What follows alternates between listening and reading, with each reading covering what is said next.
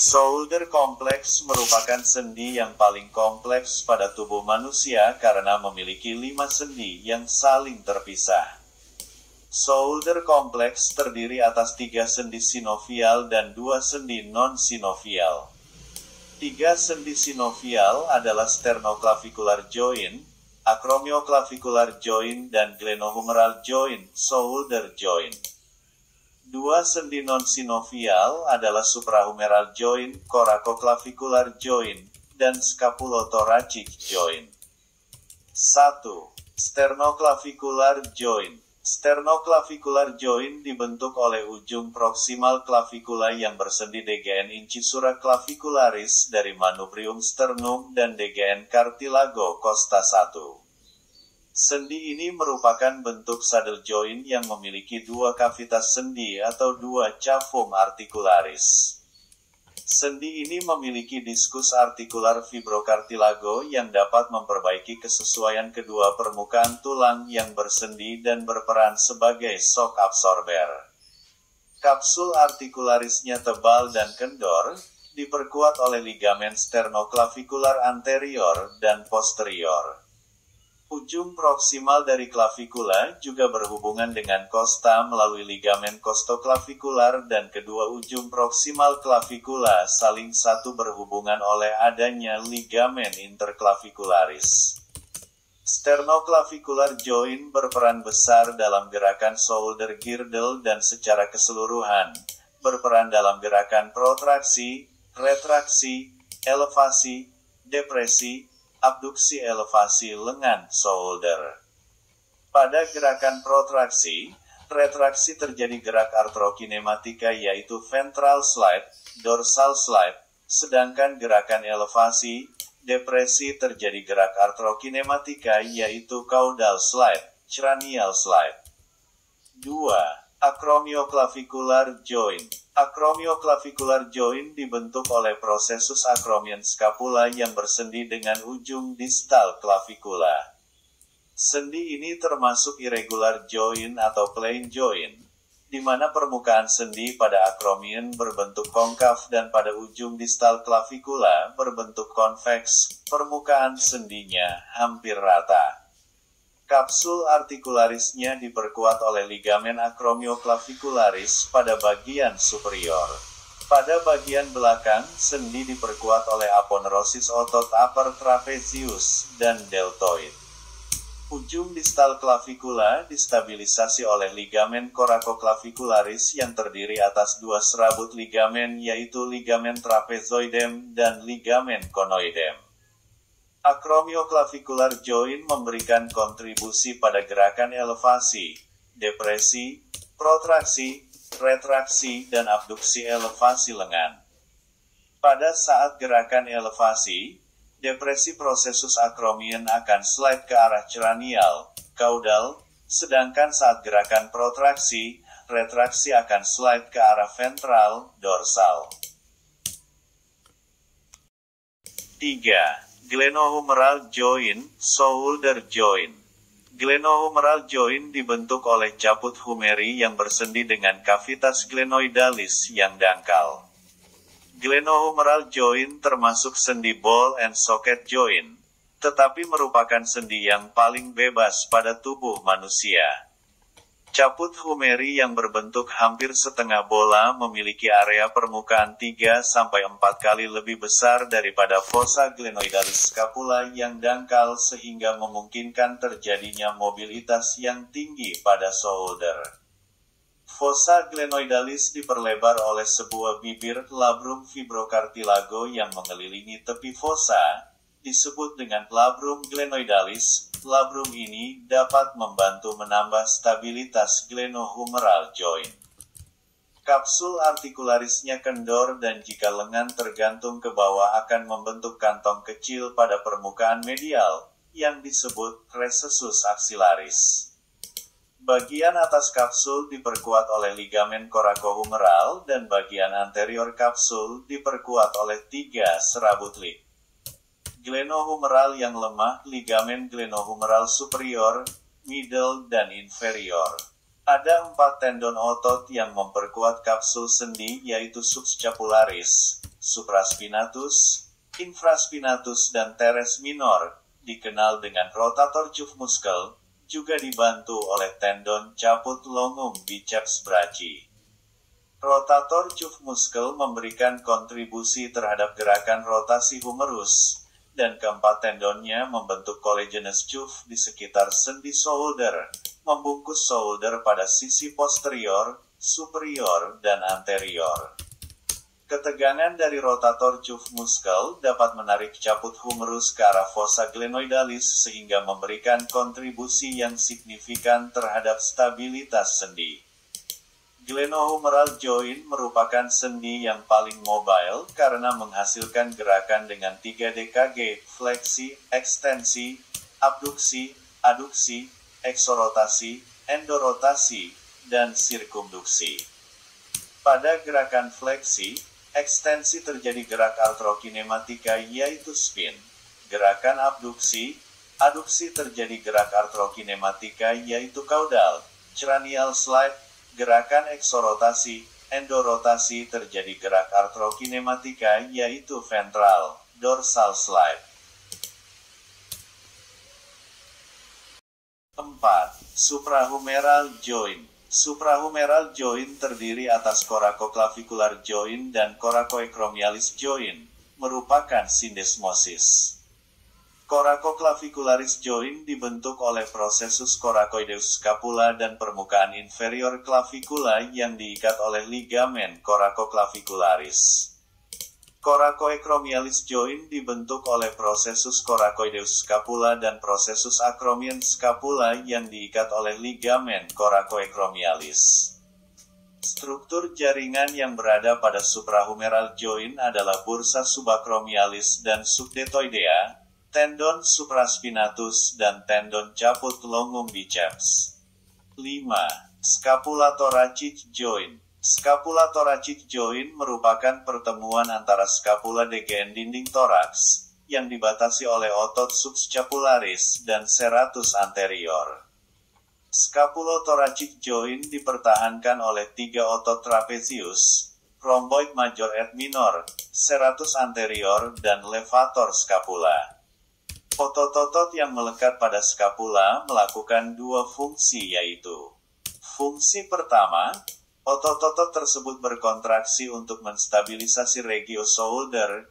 Contoh, ketika kopor atau tas diangkat dari lantai, maka otot levator scapula, trapezius dan rhomboid berkontraksi untuk menyangga skapula yang pada gilirannya semua shoulder melalui ACC. Fungsi kedua, otot-otot skapula dapat memfasilitasi gerakan-gerakan upper ekstremitas melalui posisi yang tepat dari glenohumeral joint. Contoh, selama lemparan overhand, otot rhomboid berkontraksi untuk menggerakkan seluruh shoulder ke arah posterior pada saat humerus horizontal abduksi dan eksorotasi selama fase persiapan melempar. Kemudian, pada saat lengan dan tangan bergerak ke depan untuk melakukan lemparan, maka ketegangan otot rhomboid dilepaskan untuk memberikan gerakan ke depan dari shoulder joint. 6. Bursa. Bursa merupakan kantong fibrous yang kecil, yang mengeluarkan cairan sinovial secara internal. Bursa berperan sebagai bantal dan mengurangi gaya friksi antara lapisan jaringan kolagen dengan tulang. Pada regio shoulder terdapat beberapa bursa yaitu bursa subcoracoid, subscapularis, dan subacromial. Bursa subacromialis terletak antara processus acromion scapula, LIC, coracoacromialis atasnya, dan glenohumeral joint bawahnya. Bursa ini berperan sebagai bantal dari rotator cuff muscle terutama otot supraspinatus dari tulang acromioid di atasnya. Bursa ini dapat menjadi teriritasi akibat kompresi yang berulang-ulang selama aksi atau pukulan overhead lengan. Otot shoulder girdle. Bagian anterior, pectoralis minor, serratus anterior, subclavius. Bagian posterior, levator scapula, rhomboid, trapezius. Pectoralis minor berpartisipasi pada gerakan depresi, downward rotasi skapula, Kombinasi abduksi dan lateral tilt berperan penting untuk mengangkat kosta 3-5 saat forced inspirasi. Serratus anterior berperan pada gerakan abduksi dan lateral tilting. Subclavius memiliki fungsi utama untuk melindungi dan menstabilisasi sternoclavicular joint, serta berperan pada gerakan depresi skapula. Levator skapula menghasilkan gerak elevasi dan downward rotasi skapula. Rhomboid major et minor menghasilkan gerak downward rotasi skapula, aduksi, dan elevasi skapula. Juga berperan menstabilisasi skapula selama abduksi lengan, bersama-bersama DGN middle trapezius. Upper trapezius menghasilkan gerak elevasi dan upward rotasi skapula. Middle trapezius menghasilkan aduksi lengan. Lower trapezius menghasilkan gerak upward rotasi skapula, depresi, dan aduksi lengan. Otot-otot shoulder joint.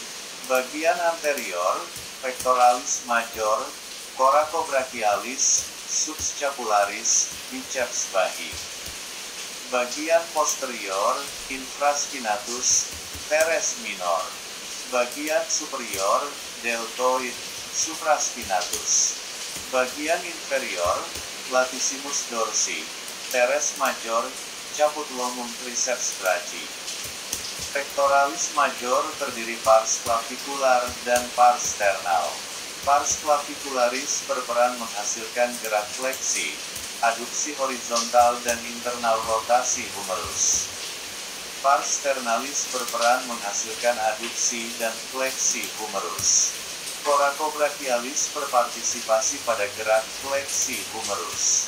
Subscapularis merupakan bagian dari rotator cuff, memberikan kontribusi yang signifikan terhadap stabilisasi glenohumeral joint, mencegah dislokasi selama eksternal rotasi paksaan DLM posisi abduksi, fungsi utama pada gerak internal rotasi. Biceps brachii selalu aktif dalam gerak fleksi ketika elbow lurus, juga aktif pada aduksi horizontal. Deltoid terdiri dari pars anterior, pars middle, dan pars posterior. Deltoid pars anterior membantu gerak fleksi dan internal rotasi humerus, juga aktif pada abduksi. Deltoid pars middle merupakan abduktor yang sangat kuat, juga aktif selama gerak abd horizontal. Deltoid pars posterior berperan pada gerak ekstensi dan eksternal rotasi humerus, membantu aduksi yang kuat dari posisi overhead. Supraspinatus merupakan bagian dari rotator cuff, berperan menstabilisasi shoulder joint dan penting dalam mencegah dislokasi inferior. Bekerja bersama-sama otot deltoid menghasilkan abduksi humerus, juga membantu fleksi dan horizontal ekstensi. Infraspinatus teres minor merupakan bagian dari rotator cuff yang berfungsi mempertahankan caput humeri DLM cavitas glenoidalis, mencegah dislokasi shoulder, berperan menghasilkan eksternal rotasi humerus. Latissimus dorsi berperan aktif pada gerakan ekstensi dan aduksi humerus. Teres major berperan aktif pada gerakan ekstensi, aduksi dan internal rotasi humerus. Caput longum triceps brachii berperan membantu gerak aduksi, ekstensi, dan hiperekstensi humerus. 7. Scapulohumeral rate. Scapulohumeral rate hanya terjadi pada gerakan abduksi, elevasi dan fleksi. Elevasi, terjadi gerak proporsional antara humerus dan skapula. Ada 3 fase gerak abduksi. Fase 1, 0 sampai 60 derajat atau 90 derajat. Fase 2, 60/90 sama 120 derajat, 150 derajat. Fase 3, 120/150 sampai 180 derajat. Setiap fase terjadi gerak proporsional antara humerus dan skapula, perlu memperhatikan analisis gerak pada setiap fase. Fase 1, 0 derajat sampai 60/90 derajat. Pada abduksi 30 derajat terjadi gerak humerus sebesar 30 derajat sementara skapula tetap dalam posisinya. Pada abduksi 30-60 derajat terjadi gerak proporsional antara humerus dan skapula dengan rasio 2:1. Pada awal fase ini, otot deltoid dan supraspinatus bekerja utama membentuk kopel pada level shoulder joint. Pada 60-90 derajat abduksi bursa subdeltoidea tergelincir masuk ke ruang suprahumeral joint. Fase 2, 60/90 derajat sampai 120/150 derajat. Pada abduksi 90 derajat terjadi lock, karena tuberculum majus berbenturan DGN margo superior glenoidalis. Untuk menghindari lock, maka terjadi lateral rotasi dari humerus guna memindahkan tuberculum majus ke arah dorsal. Pada fase ini masih terjadi gerak proporsional antara humerus dan skapula dengan rasio 2:1.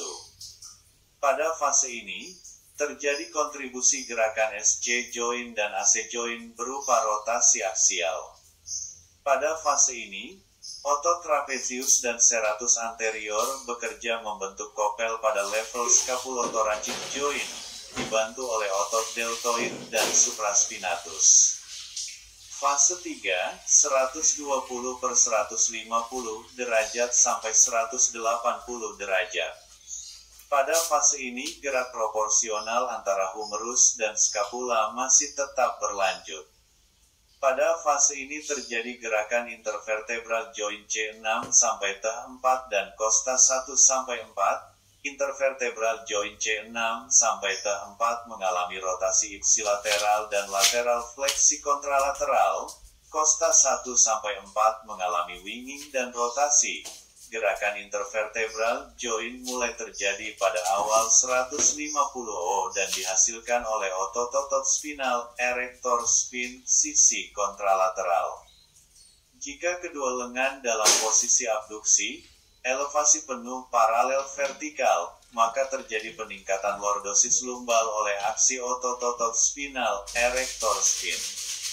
Pada fase ini, semua otot abduktor berkontraksi.